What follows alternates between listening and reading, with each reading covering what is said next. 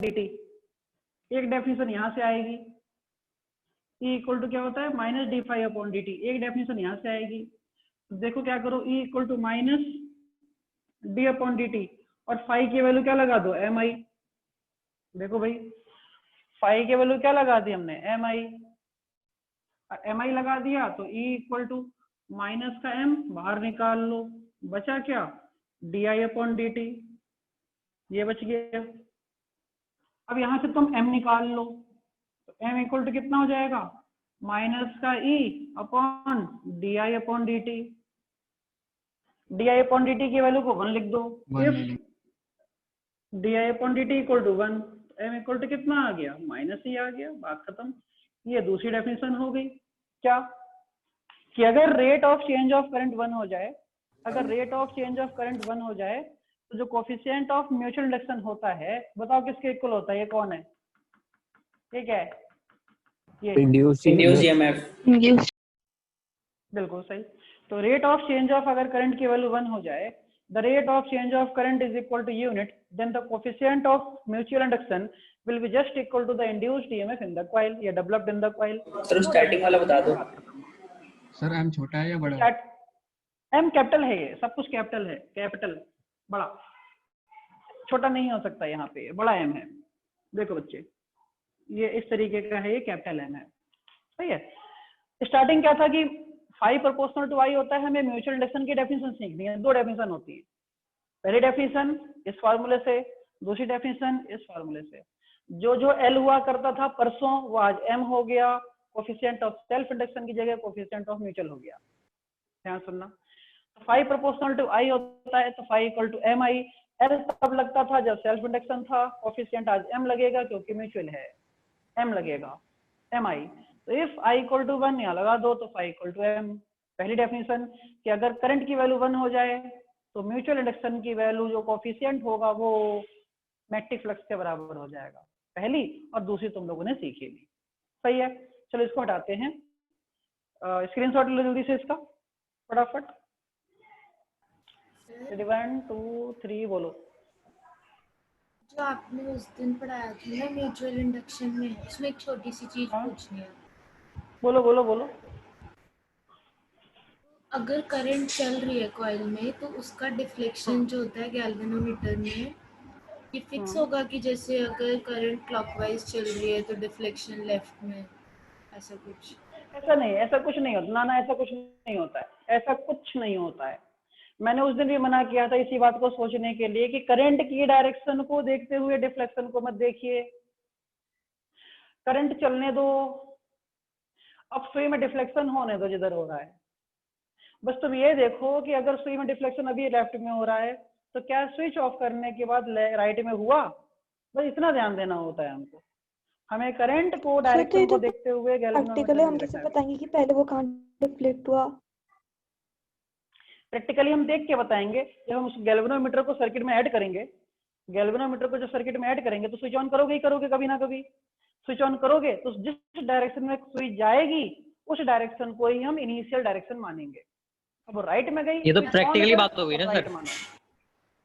हमें प्रैक्टिकली देखना है। पहली वाली जो डायरेक्शन होगी, तो इनिशियल डायरेक्शन तो हम कुछ भी ले सकते हैं ना, अपनी इनिशियल डायरेक्शन तुम कुछ भी ले सकते हो समझाने के लिए। देखो तुम्हारी इच्छा है, जैसे मान लो एक सर्किट बना रहा हूँ, कि गैल्वेनोमीटर की सुई 0 पे रुकी हुई है, मैंने ये बना दिया, यहाँ बैटरी जोड़ दी, सिंपल। अब बैटरी का प्लस यहाँ है, माइनस यहाँ है, मैंने यहाँ से करंट चलाई।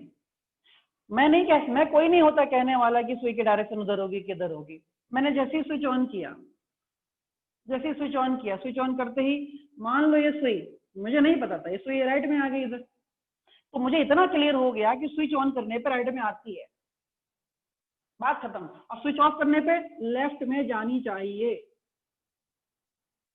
तो ये सारी चीजें भी प्रैक्टिकली होती हैं। अब तुम सोच रहे हो कि दिमाग में कि अब पेपर में अगर कुछ ऐसा आ गया तो हम क्या बनाएं, कौन सी किधर लें। तो देखो पेपर में भी तुम्हें यही करना होता है कि 2 स्टेप तो तुम लिखोगे ना, स्विच ऑन और स्विच ऑफ। तो जो डायरेक्शन तुम स्विच ऑन में लेना तो उसमें लिख देना साफ साफ कि deflecting needle towards right when switching is on. तो जब तुमने राइट में कर दिया इसको स्विच ऑन पे, तो तुम्हारे एक्सप्लेनेशन से पता चल जाएगा कि स्विच ऑफ करने के बाद वो लेफ्ट में जा रही थी। ये तुम नहीं कह सकते कि करंट चलाने के बाद रिफ्लेक्शन राइट में गई कि लेफ्ट में गई, ये तुम ऐसे डिटरमाइन नहीं कर मतलब सकते। हमारी ये सब मर्जी है कुछ कि हम लेफ्ट में या राइट तुम्हारी में। मर्जी है, वो तुम्हारी मर्जी है, लेकिन तुम्हारी मर्जी का भी मतलब ये नहीं है कि तुमने स्विच ऑन पे भी राइट में चला दिया और स्विच ऑफ में भी राइट में चलाया, ये सर ये वो तो मर्जी पता नहीं है। हो सकती। हाँ तो बस तो मर्जी है, मतलब तो पहली पूरी वाली मर्जी है पता तुम्हारी, होगी और दूसरी वाली उसके हिसाब से चेंज हो जाएगी। बात खत्म। अगर मैं तुमसे ठीक है कहूँ सर। स्विच ऑन में लेफ्ट में गई तो स्विच ऑफ में राइट में आएगी, बस तुम्हें पहली वाली तुम्हें कंसीडर करनी है, दूसरी तो उसकी उल्टी होती है। और ये ध्यान मत देना कि हमें राइट ही कैसे पता चली, ये बेटा प्रैक्टिकली होता है सब कुछ। वो गैल्वेनोमीटर के इंटरनल सर्किट्स हैं, वो करंट को डिफ्लेक्शन को कहीं भी दे सकती है, वो मैं और तुम दोनों नहीं जान सकते इस तरीके से जब तक प्रैक्टिकल नहीं करेंगे, ठीक है। इसलिए अननोन होता है तो किधर भी आप ले सकते हो। देखो अब नेक्स्ट हेडिंग, अब एक हेडिंग है, हमें प्रूफ करना है coefficient of mutual inductance between two coils. ये बहुत इंपॉर्टेंट है, जरा ध्यान सुनना। Coefficient of mutual inductance between two coils मतलब क्या है? मान लो हमारे पास दो हेडिंग लिख दो कॉइल्स, पहले। सुनना ध्यान से, मैं वही लिख रहा हूँ। Coefficient of mutual inductance between two coils, समझो। Coefficient of mutual inductance between two coils, दो कॉइल्स के बीच में हम कोफिशिएंट ऑफ म्यूचुअल इंडक्टेंस देखेंगे। किसके किसके बीच में? दो कॉइल्स के बीच में।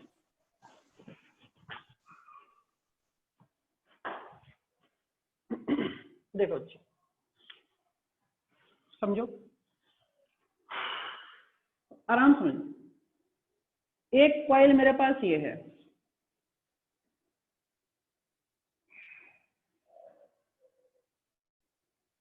ये पहली कॉइल हो गई, ये पहली कॉइल हो गई।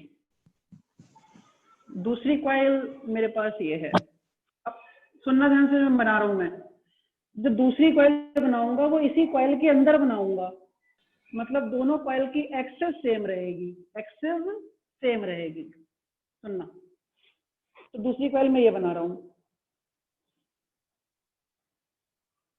ये कॉइल बना रहा हूं दूसरी वाली इसी के अंदर। ये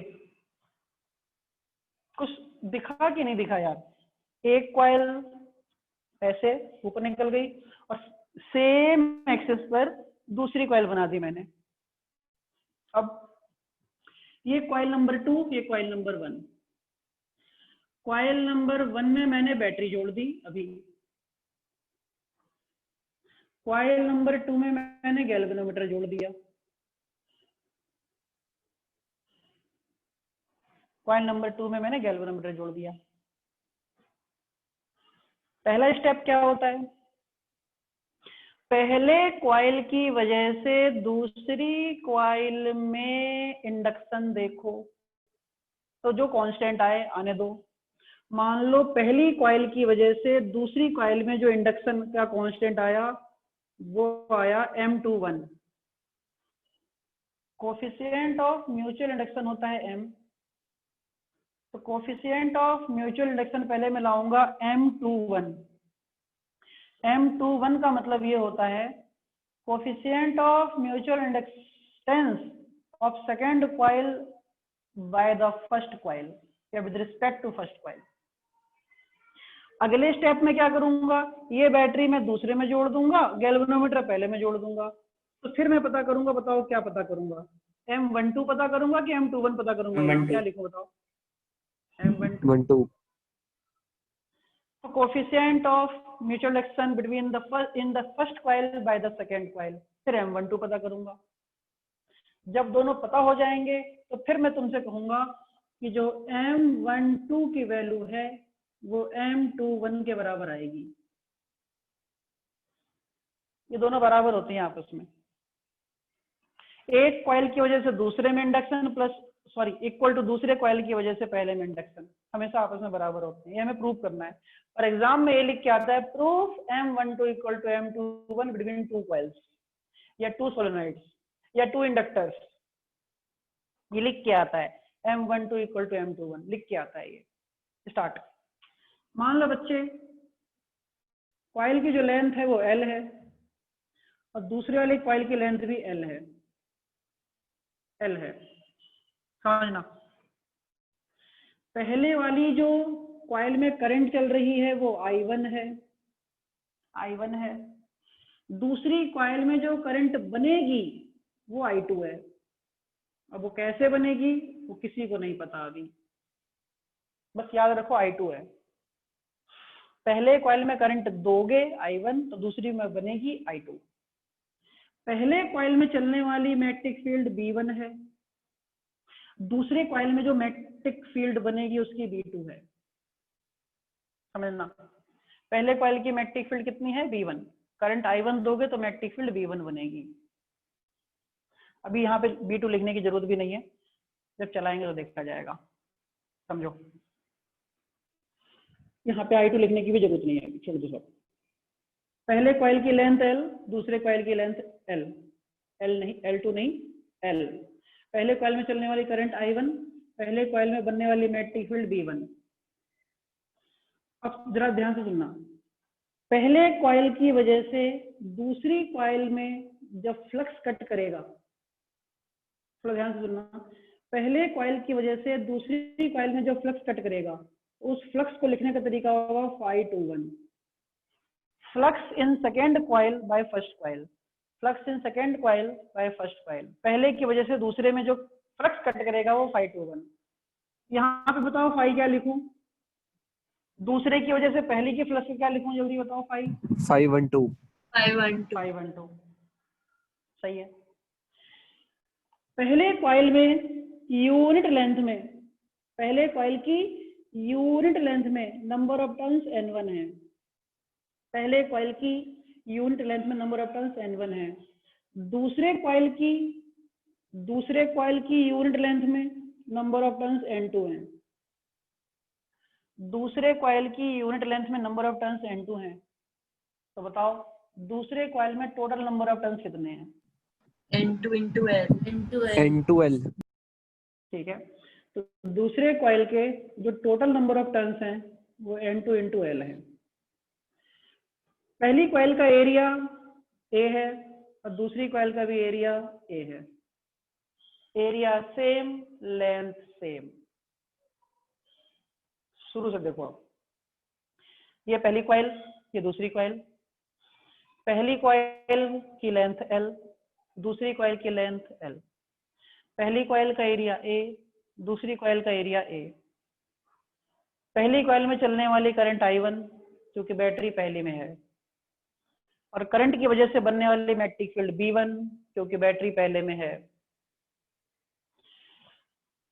दूसरी कॉइल का कोफिशिएंट इंडक्शन M21 पहले की वजह से, पहली कॉइल का कोफिशिएंट इंडक्शन M12 दूसरे की वजह से। तुम्हारी इच्छा है इसको अभी मत लिखो, तुम्हारी इच्छा है इसको अभी मत लिखो, ये तब लिखेंगे जब बैटरी यहां जोड़ेंगे। अभी सब छोड़ दो, सब छोड़ दो। दूसरी कॉइल में फ्लक्स कितना होगा? phi21, flux into bye 1, flux into sir एक बार और रिपीट कर दो। बाय 1। कहाँ थे अभी? देखो, तो मेरे कहने का मतलब क्या है, शुरू से देखो। मुझे क्या पता करना है, एक कॉइल की वजह से दूसरी कॉइल में और दूसरी कॉइल की वजह से बच्चे पहली कॉइल में मुझे कोफिशिएंट ऑफ म्यूचुअल इंडक्शन निकालने हैं। एक की वजह से दूसरे का और दूसरे की वजह से पहले का जो म्यूचुअल इंडक्शन का कोफिशिएंट वो बराबर होगा, हमें प्रूव करना है। तो M12 equal to M21 prove करना है। पहली कॉइल का इंडक्शन इक्वल टू दूसरी कॉइल का इंडक्शन बराबर होता है एक दूसरे की वजह से। तो मैंने क्या किया, यहाँ पे पहली कॉइल ली, ये पहली कॉइल ली, यहाँ ऐसे करके ऐसे ऊपर बैटरी जोड़ दी। मैंने यहाँ एक नीचे दूसरी कॉइल ली, सेम एक्सिस पर, सेम एक्सिस पे मैंने दूसरी कॉइल ली, वहां मैंने गैल्वेनोमीटर जोड़ दिया, बैटरी नहीं जोड़ी। गैल्वेनोमीटर जोड़ने का मतलब है मैं सारा का सारा जो फ्लक्स है वो सेकंड कॉइल में देख रहा हूँ, सारा का सारा कांस्टेंट है, कोफिशिएंट है, वो सेकंड कॉइल का देख रहा हूँ फर्स्ट की वजह से। फिर मैं ये बैटरी उठा के यहाँ जोड़ दूंगा, गैल्वेनोमीटर यहाँ जोड़ दूंगा, तो सारा का सारा मैं देखूंगा फर्स्ट कॉइल में सेकंड की वजह से। तो अभी पहले देख रहे हैं सेकंड में फर्स्ट की वजह से। एक फॉर्मूला देखो क्या होता है, एक होता है formula phi is directly proportional to I. बिल्कुल ध्यान सुनना यार, phi is directly proportional to I होता है, flux is directly proportional to current. Current कौन सी कॉइल में है बताओ जरा? फर्स्ट वाली। फर्स्ट में। फर्स्ट में। तो पहले कॉइल की जो करंट होगी उसकी वजह से कोई मैग्नेटिक फील्ड बनेगी। Yes sir. थोड़ा सोच के देखना, फर्स्ट कॉइल में करंट है I1, फर्स्ट कॉइल में करंट है I1, तो फर्स्ट कॉइल की मैग्नेटिक फील्ड कौन? B1। बच्चे हाँ कि ना बताओ? हाँ सर। हाँ ठीक है, तो इसका मतलब जब फर्स्ट कॉइल में करंट I1 है और फर्स्ट कॉइल की मैग्नेटिक फील्ड V1 है, जब वो फर्स्ट कॉइल की मैग्नेटिक फील्ड खुद को तो कट कर नहीं रही है, वो किसको कट करेगी? दूसरी कॉइल को। तो तुमसे मैं पूछूं, अगर मैं बात दूसरी कॉइल के फ्लक्स की कर रहा हूं, दूसरे कॉइल की फ्लक्स की बात कर रहा हूं, तो उसके लिए कौन से कॉइल की मैग्नेटिक फील्ड काम में ले रहा हूं? फर्स्ट की पहले या वाले की। दूसरे की? फर्स्ट की। सबको दिमाग लगाना है, खाली मैं यहाँ अकेले बैठ के दिमाग लगाता रहूं बेवकूफ जैसे कोई फायदा है नहीं।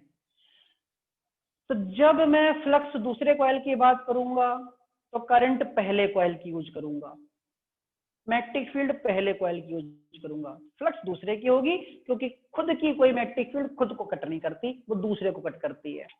तो मैं यहाँ पे क्या बोलूं कि 5-2-1 मतलब flux in second coil by first coil.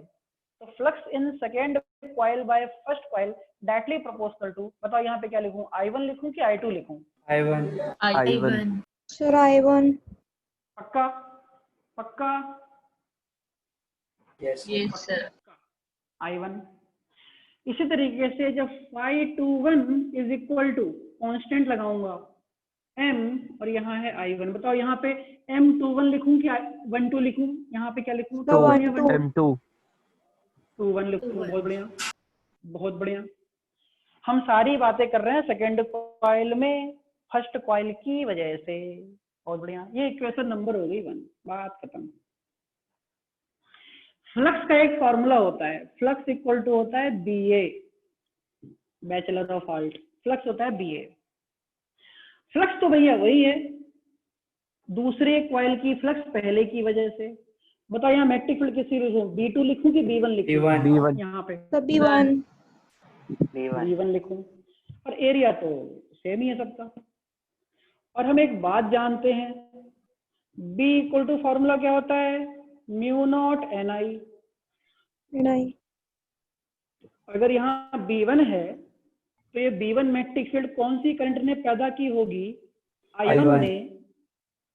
और I1 करंट की वजह से जो मैग्नेटिक फील्ड चली होगी वो कौन से नंबर ऑफ टर्न्स में चली होगी? N1 में। अपनी वाली में तो चली होगी सब कुछ, अपनी वाली में। Yes, हाँ या ना? सोचो, B1 मैग्नेटिक फील्ड खुद में चल रही है अभी, खुद में चल रही है अभी, वो अभी फ्लक्स नहीं है, अभी नहीं है, खुद में चल रही है। N1 length, N1 number of turns में चल रही है, A एरिया में चल रही है। सही है। लेकिन मैं तुमसे ये कहूं कि ये 5-2-1 डैश है, कि 5-2-1 डैश का मतलब क्या हुआ? फ्लक्स इन 1 टर्न या फ्लक्स इन यूनिट लेंथ। अब मैं तुमसे कहूं कि टोटल फ्लक्स निकाल लो, टोटल फ्लक्स ऐसे मल्टीप्लाई कर दूंगा। Total flux in second coil, total flux in second coil. तो बताओ, तो 5-2-1 इक्वल टू B1 तो ऐसे ही रहेगा, एरिया भी ऐसे ही रहेगा। बताओ कितने से मल्टीप्लाई करूं? L से। N12 जिस बच्चे ने इतना सीख लिया ना, बात ही खत्म हो गई, तो वो सीख जाएगा कुछ भी। बताओ किस चीज से मल्टीप्लाई करूं? तो दिमाग पे जोर डाल के बताओ कितने मल्टीप्लाई करूं? N1L N1L से मल्टीप्लाई करूं, L से मल्टीप्लाई करूं या N2L से मल्टीप्लाई करूं? मैं तीनों करके देख लेता हूं यहाँ पे। Sir N1L। N1L या N2L से? Sir N1L। और सोचो, और सोचो। सोचो 2 मिनट टाइम दो सोचने का, वैसे कोई जल्दीबाजी नहीं है, सोचो 2 मिनट लगाओ दिमाग, बताओ किससे मल्टीप्लाई करूं, तीनों में से किससे, इससे इससे या इससे। सर सेकंड के निकाले तो n12 से होगा ना? तो दोनों सेम ही तो होगा, M1 N12। N12 लिखेंगे सर। हाँ और सोचो। तो दोनों सेम नहीं होंगे? तुम यार ना क्यों सेम होंगे यार, जब ये n1 अलग है और n2 अलग है तो इसके नंबर ऑफ टर्न्स कुछ हैं, इसके नंबर ऑफ टर्न्स कुछ हैं, पहली कॉइल के नंबर ऑफ टर्न्स कुछ हैं, दूसरी कॉइल के नंबर ऑफ टर्न्स कुछ हैं, क्यों बराबर होंगे दोनों? लेंथ बराबर है, नंबर बराबर नहीं है। बताओ किससे N12 से करेंगे सर। तुम फ्लक्स कौन सी कॉइल में निकाल रहे हो, पहली में या दूसरी में, ये बताओ बस। दूसरी। दूसरी में। दूसरी में। जब तुम फ्लक्स दूसरी में निकाल रहे हो, जब तुम फ्लक्स दूसरी में निकाल रहे हो तो तुम क्या चाहोगे कि दूसरी कॉइल के जितने भी नंबर ऑफ टर्न्स हैं सब में से मैग्नेटिक फील्ड गुजर जाए, दूसरी कॉइल के सारे नंबर ऑफ टर्न्स में से मैग्नेटिक फील्ड गुजर जाए। अब ये जो मैग्नेटिक फील्ड है, ये मैग्नेटिक फील्ड ये सिर्फ सिंगल टर्न में से गुजर रही है। ये मैग्नेटिक फील्ड दूसरी कॉइल हो या पहली कॉइल हो, फिर बोल रहा हूं, ये मैग्नेटिक फील्ड दूसरी कॉइल हो या पहली कॉइल हो, सबके सिंगल टर्न में से गुजर रही है। तुम चाहते हो ये मैग्नेटिक फील्ड दूसरी कॉइल के सारे टर्न में से गुजर जाए, तो किससे मल्टीप्लाई करोगे, n1l से, दूसरी n2l से? n2l से करना पड़ेगा, क्योंकि इस मैग्नेटिक फील्ड को, मेरे लाल, मेरे पीले, हरे, नीले, गुलाबी, सतरंगी, मैं तुमसे कह रहा हूं कि ये मैग्नेटिक फील्ड को तुम चाहते हो कि दूसरी कॉइल के हर टर्न में से गुजर जाए, क्योंकि अभी तो ये मैग्नेटिक फील्ड सिंगल टर्न के लिए है यार, भले वो पहला हो चाहे दूसरा। ये मैग्नेटिक फील्ड V1 तो अभी एक ही जगह रुकी पड़ी है ना, एक ही टर्न की बात हो रही है इस एरिया की, बस वो पहली को चाहे दूसरी को, n=1 है ये तो अभी। लेकिन मैं चाहता हूं ये मैग्नेटिक फील्ड दूसरी कॉइल के सारे लेंथ में से, सारे टर्न में से गुजर जाए, तभी तो दूसरी का फ्लक्स बनेगी ये। और अगर इसको दूसरे की सारी टर्न में से गुजारोगे तो दूसरी कॉइल के सारे नंबर ऑफ टर्न्स टोटल हैं कितने, n2l। किससे मल्टीप्लाई करोगे, n2l से। तो यहाँ लिखना पड़ेगा साफ साफ, क्या लिखोगे, into n2l। अब अच्छे से लिख दो, तो phi21 इक्वल टू, ये रही b1 की वैल्यू, यहाँ से उठा के रखो b1 की value, μ0 n1 I1 a n2l। phi21 equal to μ0 n1 I1 a n2l, बात खत्म। ये हो गई इक्वेशन नंबर 2। ये मैं अपनी तरफ से फ्लक्स ले आया, ये फॉर्मूले वाला फ्लक्स है, डेफिनेशन से दोनों को इक्वल रख दो। जैसे तुम दोनों को इक्वल रखोगे मेरे बच्चों, तो क्या आएगा, M21 I1 equal to μ0 n1 n2 a l I1। सोचो फिर क्या होगा, I1 से I1 कट जाएगा, M21 इक्वल टू क्या आएगा, μ0 n1 n2 a l। ये आ गया M21 की वैल्यू, इक्वेशन नंबर 3। बात खत्म। क्या इतना समझ में आया या नहीं है, जल्दी बताओ यार। आ गया सर। हाँ या ना? आ गया सर। बढ़िया बढ़िया। अब हम दूसरा केस देखते हैं। दूसरा केस क्या देखें, पहले इस केस की जरा स्क्रीनशॉट लेना। मैं चाहता हूँ बैटरी वहीं आए पहले, मैं चाहता हूँ ये बैटरी यहाँ आए पहले, ये प्लस माइनस। स्क्रीनशॉट लो इस वाले पार्ट का पहले, जल्दी से, जल्दी।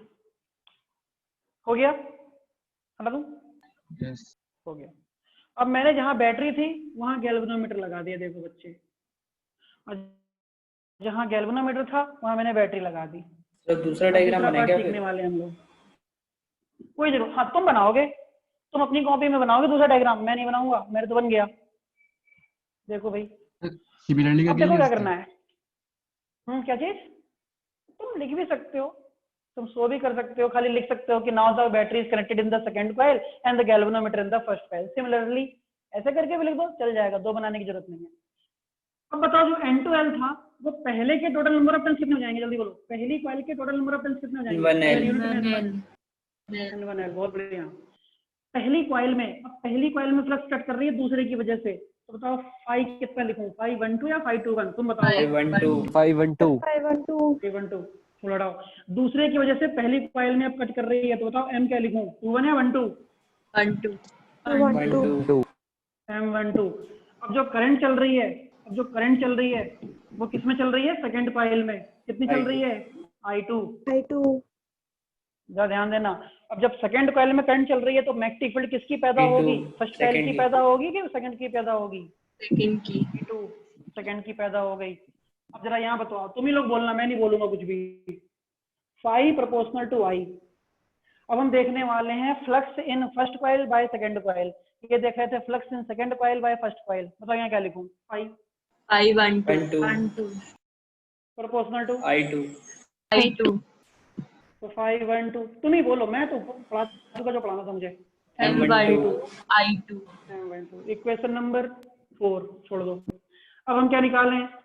5 1 2 डैश। बताओ क्या लिखे यहाँ पे? V2 है। V2 है। सबको समझ में आ रही बात है पक्का? Yes क्योंकि इस sir। बार फ्लक्स पहले में तो मैग्नेटिक फील्ड पड़ोसी की, फ्लक्स पड़ोसी की तो मैग्नेटिक फील्ड पहले की। देखो भैया, अब B2 इक्वल टू क्या लिखूं जल्दी बताओ? B2 इक्वल टू फॉर्मूला क्या होता है? Mu naught NI। क्या लिखूं? N2 I2 N2I2। अब मैं निकालूंगा total flux in first coil. Total flux in first coil क्या हो गया? देखो भाई क्या लिखूं? 5 1 2 इक्वल टू क्या मल्टीप्लाई करूं इससे? किससे मल्टीप्लाई करूं बताओ इसको? N1L का N1 है Yes क्या? sir। अच्छा तो देखो भैया B2A इंटू कितना? N1L। बढ़िया। इसलिए 5 1 2 B2 की वैल्यू छापो यहाँ, mu naught N2 I2 A N1L। इसलिए 5 1 2 ये 5 है। ये हो गया इक्वेशन नंबर 5। अब जरा ध्यान दो, ध्यान देने की बात यह है इक्वेशन नंबर 4 और 5 ये भी फ्लक्स है, ये भी फ्लक्स है, हमारा वाला ये उनकी डेफिनेशन से दोनों को बराबर रखो।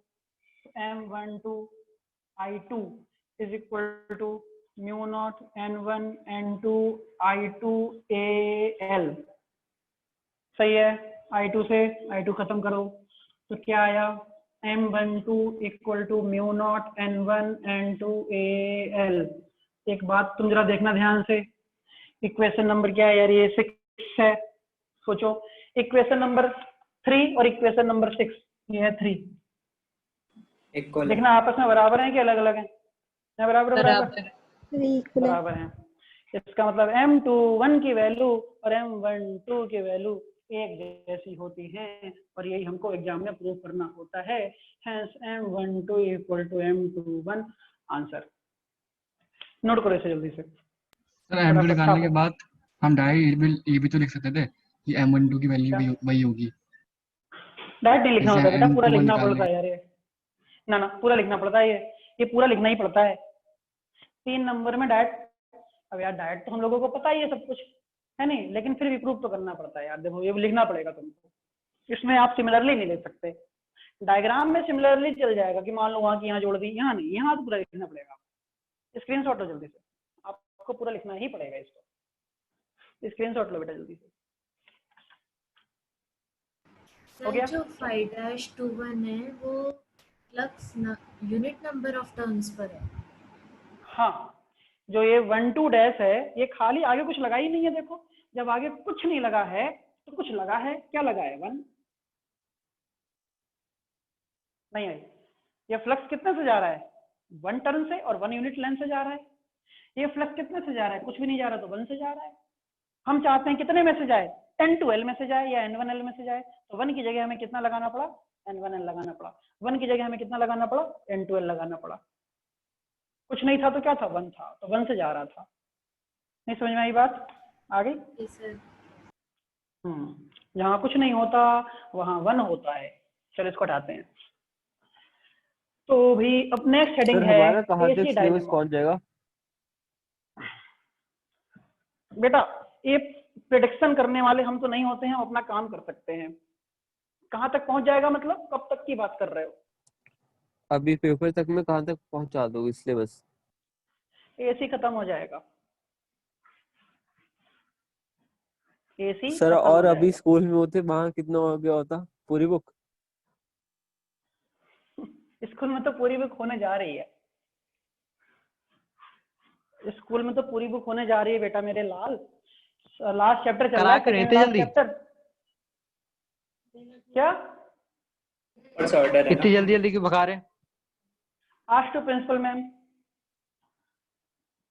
तो बस जितना एग्जाम में आ रहा तो है उतना पेपर याद भी आ रहा है। जुलाई में होने हैं। जुलाई में? अरे हमारे किसने हमारे कहा? बोर्ड तो दिसंबर में है। हमारे बोर्ड दिसंबर के हैं। बेटा दिसंबर तुम्हारे तो हाँ भाई आने जुलाई वाले में हैं क्या ना। होगा? से होंगे बोर्ड। भाई जुलाई में देखो। क्या हुआ? रिज्वाइन करना है। सुनो मेरी बात। हाँ रिज्वाइन करना है, कितने मिनट रह गए पहले ये देखो। वो सेकंड है। तो पहले इसको काट दो, रिज्वाइन